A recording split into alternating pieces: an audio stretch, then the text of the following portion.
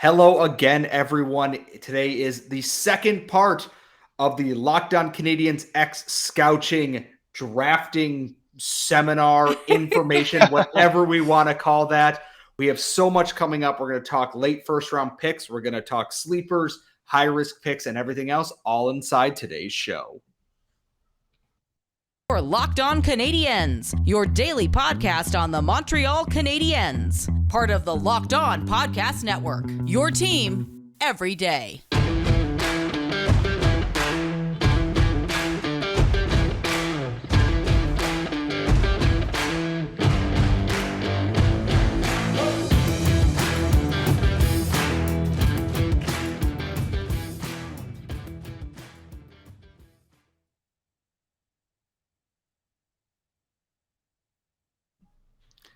Hello, everyone. It is episode 623 of Locked On Canadiens. Thank you for making us your first listen. If you are listening to this wherever you get your podcast, if you are watching us, hello, YouTube. We love you. Please smash that subscribe button, 1,000 subscribers. And Laura and I eat or drink something disgusting because apparently that's what our brand is now.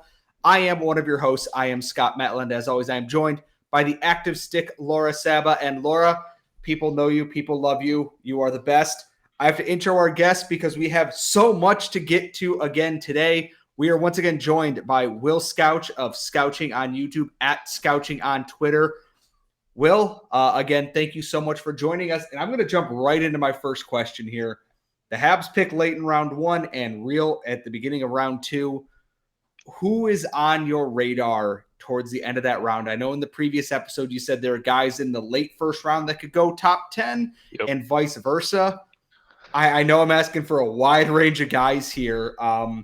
If you were the Montreal Canadiens and that Calgary pick comes up at 25, who should they be looking at right now, needing help on defense, maybe a scoring winger, maybe another center? Yep. I know that narrows it down so much to everyone. It's about 80% of players, yeah. They need a guy who plays hockey. Need a guy. Yeah, a human being who plays hockey.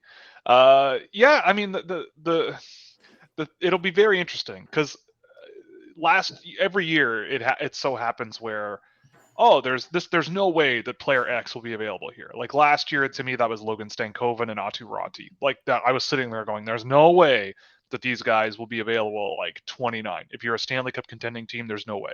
And those guys go mid-second round, and they both had great years. So I don't know. I mean, the first name that jumps to my mind because I feel like he could slip to that range is Brad Lambert. And if you can get Shane Wright and Brad Lambert in the same draft, with one with a first overall pick and one with like the 20 whatever pick, even if Brad Lambert doesn't really hit the ceiling I think he's got, that's a great swing to take in that range.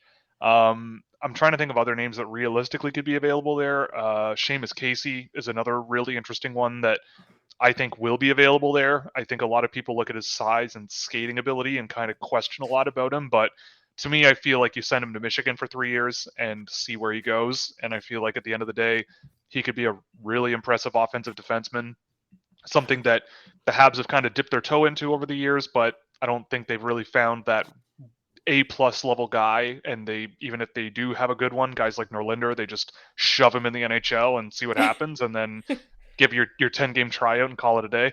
But yeah, I mean, to be serious, I like guys like Noah Östlund as well. They're the guys that always are available in that range where I would be really interested in picking them are small but fast, skilled, intense players, whether they're forwards or defensemen. And those guys are always, always, always undervalued. And Noah Östlund is a guy who I also feel like will be available in that range, and I would absolutely jump at the chance to land him. I doubt Yuri Kulik is there, but if Yuri Kulik is a guy who's available, again, he's a guy who's a nice flexible forward. You can play him at center, you can play him at the wing. He scored a ton of goals at the under 18, but he's a great goal scorer as well as a really dependable 200-foot player. And I feel like he'll be as good as he is strong. Like the older he gets, the stronger he gets, the better he'll be. And I get the feeling that that's a pretty straightforward curve in terms of projection, as long as he's able to sort of put that strength on and train well. And that's kind of also in a way up to the Habs. So I don't know. There's going to be a lot of guys that I'm really interested in that might be available there. Like Isaac Howard might just be a fun, skilled winger NCAA guy that Kent Hughes goes, okay, like let's see how he goes. He might be a guy that scores a ton in the AHL and might have trouble projecting in the NHL that way, but I mean, at 25, it's worth taking the risk because I think his upside is pretty massive. But if you want to play it safe, I think there's going to be options that might settle in as more of a bottom of your lineup kind of guy or a second or third pair defenseman. So it all depends on how hard you want to swing. But the good thing for the Habs is they've got other picks to play with that can also be managed. But I mean, my optimal target at that pick in the late 20s would probably be Brad Lambert, based on the fact that I've heard he might slip really far in the draft, and I'm still thinking that a lot of his issues aren't his problem entirely, at least. I love that you said that the Canadiens haven't done all that well with the offensive defensemen. There's something that I find that Canadiens have done, and I don't know if you agree or not, in the last little while, is that their drafting philosophy has been like, get a guy who could make the NHL, right? There's a lot of safe picks involved in that. And I personally, given how many picks they have in the next two drafts, and how young this team is and is going to be for years, I want them to swing for the fences. I want them to, I want that look where like, what are these people thinking? And then high risk, high reward type players. And I know that that's not always feasible, but I do feel like they have a little bit of room, right? But would you say that that's something that they should probably do a little bit later than the picks that we're talking about, late 20s, early 30s? Yeah, I could see that. I mean, it depends on who's available, and it depends on, like if the draft goes the way that my ranking has, which it never does, it won't. But a guy like Owen Pickering would be on the board, Sam Rinzel, Denton Matejchuk, Jagger Firkus, and like if any of those guys are Montreal Canadiens, I'm happy. To your point about the way they've drafted it, what I've noticed about the Habs is that, in a way, yeah, they are drafting guys that like look like NHL players. But I get the feeling that they're one of these teams that over the years, especially with defense, like you can just tell the types of players they want to get, or that, at least under Mark Bergevin and Trevor Timmons, like they go for big, rangy, physical defensemen, and the rest they think will just work itself out, right? Like make the first pass, focus on defense, don't get too involved in offensive play, unless you're like Shea Weber and you can just crank shots from the blue line all night. Like it's very reserved, but in a way that kind of works. But I think that kind of play like limits your offensive output. Like I've looked a lot for over the last few years, like a big reason why there's this offensive explosion and why I think Montreal has kind of struggled to sort of keep up with the offensive explosion in the league is because there's a lot more activation from defensemen in the league. Like defensemen are scoring more than they have in a really long time. And they're doing that because they're a little more creative. They're getting more involved in offensive play. They're having forwards cover for them, and so they can step up in the offensive zone and make plays and stuff. Not everybody, but that seems to be a trend that everybody's sort of following. And I feel like Montreal has sort of held back on that. And they've sort of gone, well, we drafted Matthias Norlinder, and he's kind of struggling a little, but we have like Jaden Struble and Jordan Harris and Caden Gooley and all these other guys where it's like Alex Romanov, like we'll plug them into the NHL and we won't have to worry, and they'll just get the job done. They'll be effective and they can skate, but they're big and they're physical and they'll get the job done. It's like, okay, but everyone else is kind of having defensemen who often don't need to play as much defense because they're good with the puck and they keep possession and they have these sort of modern traits, which guys like Struble kind of have, but not necessarily as much as others. So I think, I think it is kind of a direction that they might need to go a little bit more of. I mean, I think for a little while they were taking some big swings in the draft on these sort of undersized sort of skill guys, but then peppering them in with these sort of lower ceiling, sort of bigger physical guys and trying to mash them together, I guess. So I am hoping for some big swings from them. And maybe some of these guys you might be able to, like guys like Noah Östlund, you could probably snag with Montreal's second round pick, a couple of picks later. Sure. That's perfectly acceptable. I just really like him. That's all. So there's other guys though that, in that range, like perfectly acceptable, pretty straightforward to see as NHL players, or at least as interesting NHL prospects. But I'm always stunned at who is available way later than they should. Sometimes for good reason, sometimes not for good reason. But it'll be interesting to see how it shakes out. And so with that, we're going to kind of shift gears a little bit here. With the draft, there's always the high risk, the high reward guy there. And then there's also the high risk guy that Sometimes it doesn't work out. We're gonna pick Will's brain a little bit here and figure out who those people are in this draft, at least in his expert opinion. But first, folks, I love brownies, but you know what I love more? I love brownie batter. It's chocolatey, it's delicious. You get to eat it right out of the bowl and not feel guilty about it. And you know what else is great? We love Built Bar on this podcast. And right now, Built Bar has the brownie batter Built Puffs. They are protein infused marshmallows that taste like you're eating brownies. 100% real chocolate covered, 17 grams of protein, only 140 calories. They are the ideal snack. If you need something in the morning on your way to work, you need that pick-me-up midday, you're on a workout, you're on a hike like I go in the summer and in the fall, they are perfect for that, and they will have you completely forgetting you are eating a protein bar. It's real life, folks. You got to give it a shot. So go to built.com, use promo code LOCKED15 and get 15% off your order. So please go check out, the new brownie batter puffs at built.com. And remember, promo code LOCKED15 for 15% off your next order. All right. So I don't want to, say mean things about children playing hockey, but at the same time, not every draft pick is going to pay off. As a Montreal Canadiens fan, I am very well aware of that. And every year, I am not a draft expert. I know that, I get to talk with various people and they have their own opinions on who's going to be that guy that, is going to go in the first round and is just not going to live up to that hype that comes along with that. Not even talking like first overall, top 5, just in general. And I got to ask, Will, who are some of those players on your high risk list that if it pays off, you look like a genius, but the chance of that not really hitting is higher than, someone else who might be a lower ceiling, safer pick? Sure.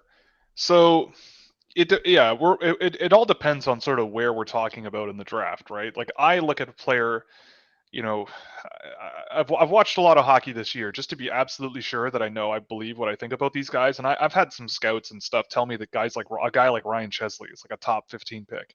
And I've watched him a lot and I don't see that like whatsoever. I don't know. He's got some flashes of skill.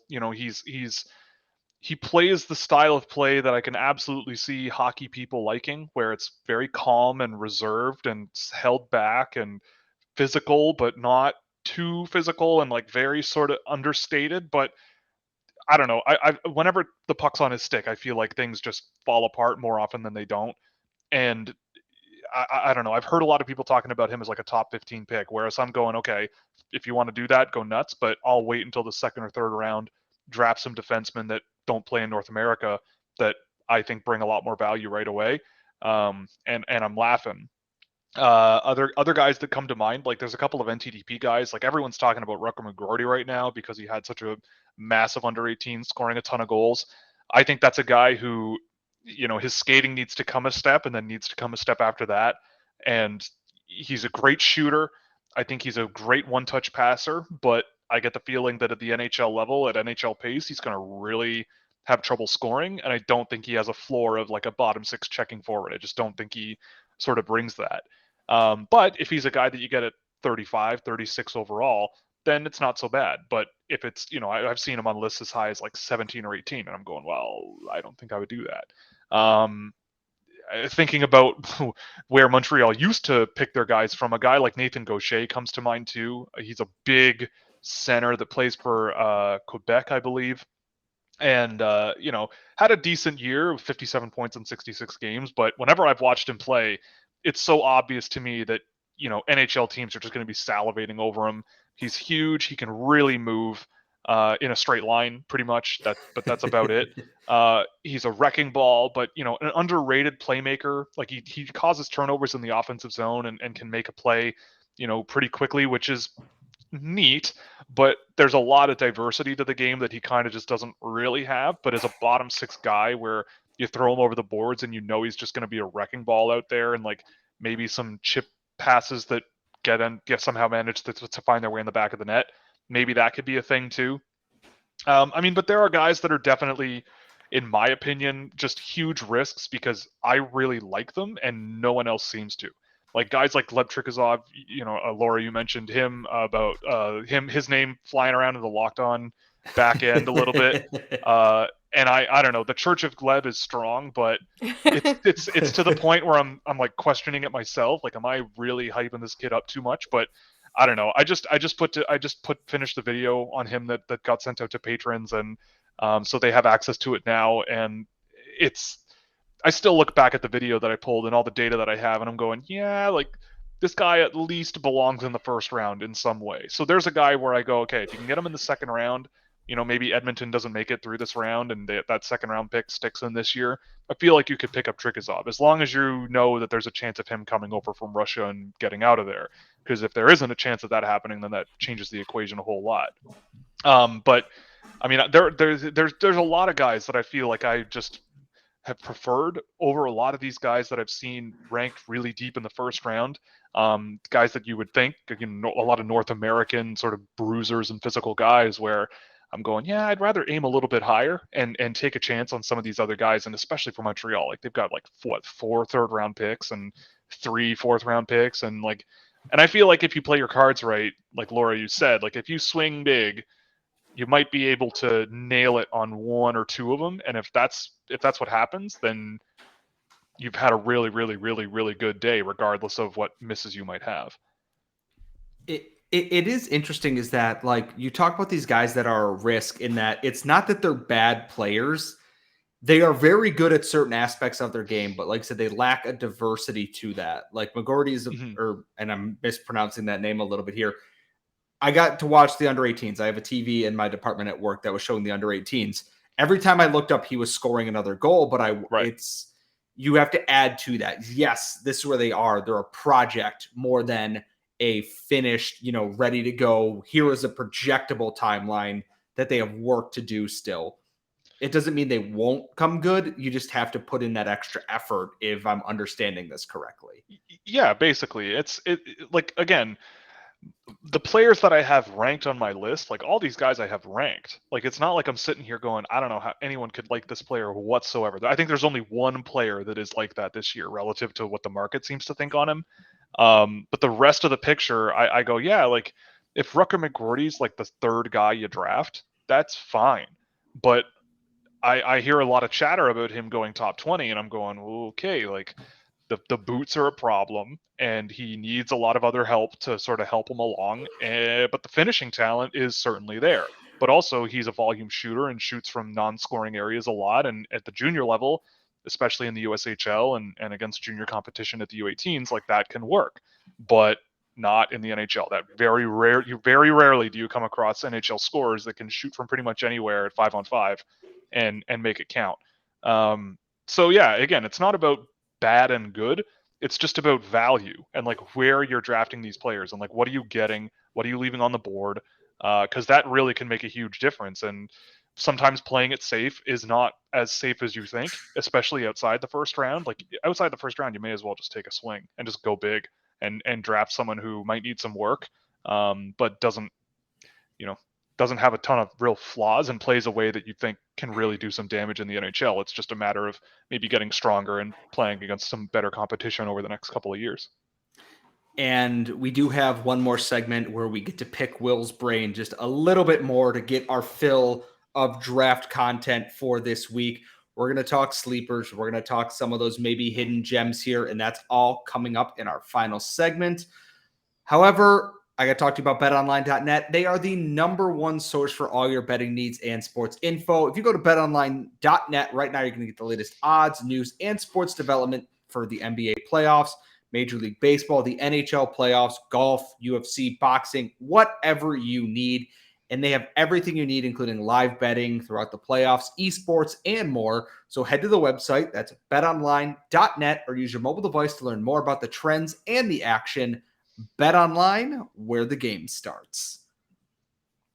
All right, so we have one final segment here where we get to pick the expertise of Will Scouch at Scouching on Twitter, Scouching on YouTube.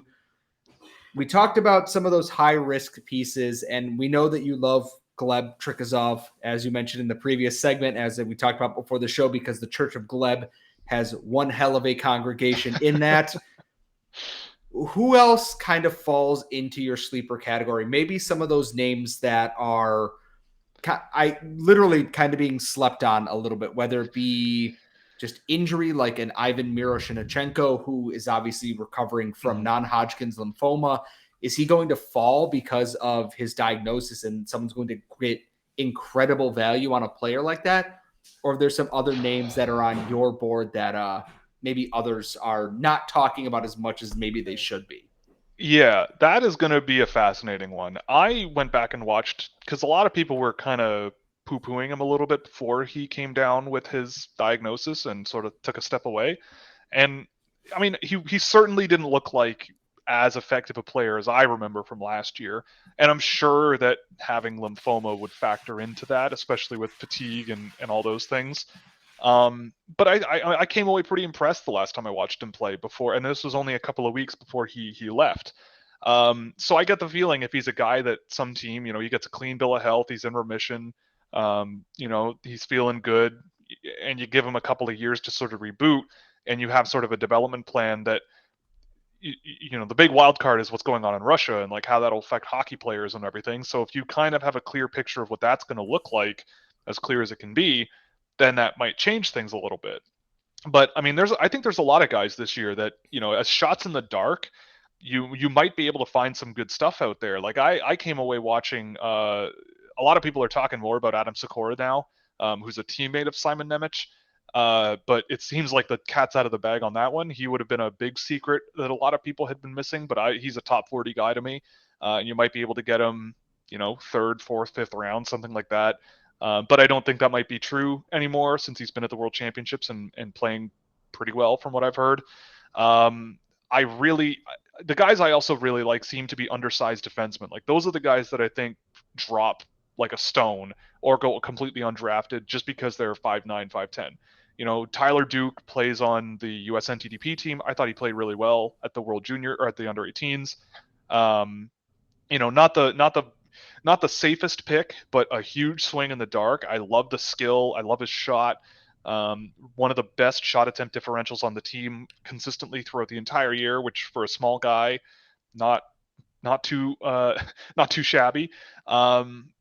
But again, really, really interesting total shots in the dark. Guys like Kenta Isogai. He's a Japanese winger or a Japanese center who plays for Youngstown in the USHL. And I've been watching him for 2 years. The guy's like 140 pounds soaking wet, but I feel like he's gotten a lot better over the course of the year in terms of getting confident on his feet. He attacks the net like he weighs 200 pounds. And, he's 5'11". He's not the smallest guy in the world. Really fast, really skilled, and just a guy who I felt got a lot better over the course of the year. Didn't have the best supporting cast around him, not ranked on NHL Central Scouting. Like you could probably land him in the 6th or 7th round, and if he doesn't work out, he doesn't work out. But I love his speed and skill, love the tenacity he's got. He's a remarkable defensive player as well. Just a center who constantly backchecks, constantly hounds guys, and I love that about him. I've just come across, after watching him at the under-18s with the Czech team, Adam Baras, who plays for Pelicans, which is Brad Lambert's team in Finland, so their junior team. And I think he was about a point per game for the Czech team this year. Really fast and skilled, again, really, really interesting offensive tools, especially in transition. I still need to take a deeper look at him, so I'm not advertising him as like a first-round pick or anything, but just a guy who I've come across recently who you might be able to get, again, really, really, really late in the draft. And as a swing, especially with Montreal having 47 picks this year, you may as well take a chance on some of these guys. There's a lot of them. I mean, I'm just scanning through my list right now. Devin Kaplan, if you want to go with someone big, like he's a 6'2" winger, plays for the NTDP. I don't think he gets the attention he deserves. Really skilled for a big guy.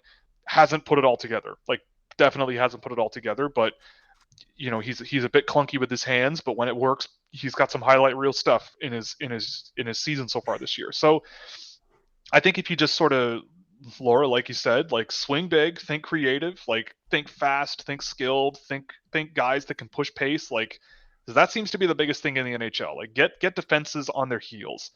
And I feel like if you can draft guys that do that at 17, 18 years old and just keep nurturing that and keep them working hard and keep them getting to that high pace of play that you want to see, the more success you're going to have with those guys in the NHL, because they won't have to get to the NHL and go, oh my God, everything is so fast and I can't keep up and I'm getting crushed all the time, which I think is a tough lesson to learn on the fly. Whereas if they're kind of already hardwired into that style of play, then you're looking a lot better. And I think there's a lot of guys this year that fit that bill.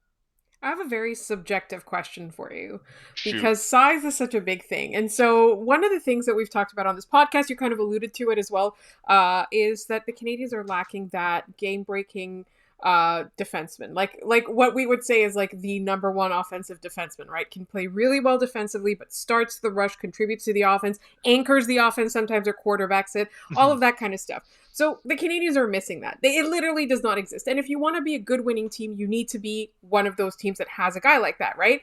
Do you think that smaller guys, because they fall a lot, do you think that it's possible for a smaller guy to be like that? Because to be honest, the more that I look at it, the more that I think that like that's where you're going to find that, because there's such a limit in the number of people where you can look at them at this stage of their career and be like, this guy is going to be the next number one defenseman of a winning team. Absolutely. I mean, I definitely think the way I kind of look at the game in general is like everything's on a spectrum. Like there's no real black and white in hockey. Like I look at, people in analytics, I think, always kind of laugh at people who say, well, it's not like baseball. Baseball, it's pitch by pitch. You can do real detailed analytics pitch by pitch, and it's very easy to sort of equalize things. Whereas hockey, much noisier, much more complicated, much more uncertain. And I think that there is a certain amount of truth in that. And I feel like all you're trying to do is find the guys where the good stuff they do individually outweighs the bad stuff that they do individually. And I think a lot of people, especially with players that are undersized, they get really hung up on the things that they don't do super well. They go, oh, well, that didn't work like here, here, and here, so therefore we'll just play the 6'4" guy and they just won't make those mistakes, or they'll clear front of the net better. Whereas, I don't know if there's anyone specifically that sort of fits that bill, but guys come out of the woodwork always later on in the draft than you would think. Like I look at Lane Hudson as a great example of that. He's not going to be a guy that I think plays a huge defensive role in an NHL team. Like I don't think he's going to be a top pair 200-foot guy. But I don't know any other defenseman this year who is as dynamic and creative and just so much fun to watch, like shaking guys off at the blue line, stepping up from the blue line, being creative, taking shots himself. Really, really impressive, all kinds of stuff. But he's 5'8", 5'9", and that might scare NHL teams, and it probably will. But for me, I sort of go, well, like, let's give it a go. Like, how bad could it be? Especially if this guy has this much talent and it works against his own cohort now. Give him 3 years to develop in college. Take your time. You don't need to rush these guys, and see where things end up. And I get the feeling that, you can be rewarded for sort of trying this sort of other alternative strategy. I look at size and say, well, being big has its costs and its benefits. Being small has its costs and its benefits. And I think people lean really heavily in the big side of things and go, yeah, but at least they're big. They have downsides, but at least they're big. It's like, well, yeah, but what happens when a 5'9" defenseman, goes through the legs of a 6'8" defenseman who can't skate? Like it's like, it depends on the situation and what's going on, but it really all just comes down to what is the player doing that's beneficial and where are they not beneficial, and can you live with that? And I feel like with a lot of undersized defensemen, like I look at a guy like Yuri Tihacek, who I have ranked as my best re-entry, and I know no one else has him even on their radar. He's a 5'9" defenseman playing in the Czech Republic. He played top level pro hockey there the first time this year. And last year he was one of the most defensively involved players I've tracked. Like, 1 in every 3 defensive transitions, he was right there getting his sticks in lanes, trying to clog things up, and did really well doing it most of the time. And then when the puck was on his stick, he could just turn play around, get pucks moving offensively, and his passing wasn't great, but the skating was, and the shot and everything was really impressive, and he had a pretty good year, all things considered. But I don't expect him, and that's against pro competition in the Czech Republic. But I don't expect him to get a ton of attention because he's 5'9" and not what people expect as a good defensive player, and he's not scoring a point per game. So people go, well, if he's not super offensive and getting results, then what is he doing? So I don't know. You kind of have to try, I guess is what I'm saying. Like with these players, like I feel like it just needs to be really given the college try, as opposed to just sort of giving them letting them go in the kiddie pool and saying, well, we don't want to take the water wings off and throw them in the pool, so it's not worth giving the water wings to them and throwing them in the pool and seeing what happens. We'll see what happens, but definitely think that there's some value there to be extracted in that world. And we could talk for hours and days on end about all of how you analyze prospects and what you're seeing and what, the Canadiens should be looking for. But however, we do have to wrap up, unfortunately. This has been extremely eye-opening, extremely educating. I cannot wait for everyone to listen to this. Before I do our outro like I normally do, Will, can you plug where they can find you on social media and any other places they can find your work? For sure. I'm happy to come back whenever you like. Just give me a call.